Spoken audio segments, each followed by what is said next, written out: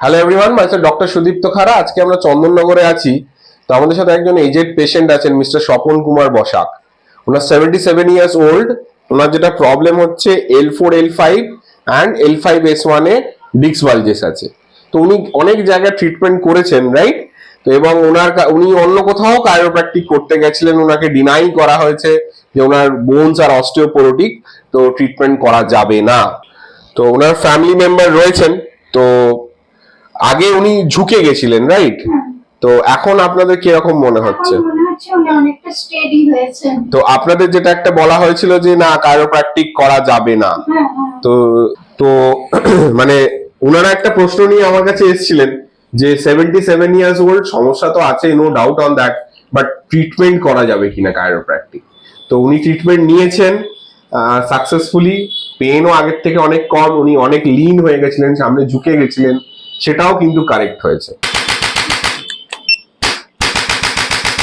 এটা আমরা chiropractic tool apply করলাম to release the trigger point. Relax, লম্বা শ্বাস নিন, ছাড়ুন, আবার ছাড়ুন। ওকে, রিল্যাক্স, ছাড়ুন, ওকে, ছাড়ুন, ওকে। লম্বা শ্বাস নিন, শ্বাস ছাড়ুন, ইয়েস, ওকে, ছাড়ুন,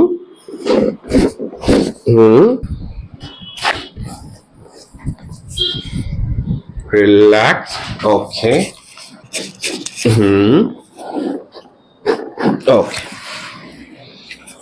রিল্যাক্স, রিল্যাক্স। আপনি ছেড়ে দিন স্বপন বাবু, আপনি ছেড়ে দিন, আপনি ছেড়ে দিন। ওকে, লম্বা শ্বাস নিন, ছাড়ুন, ওকে,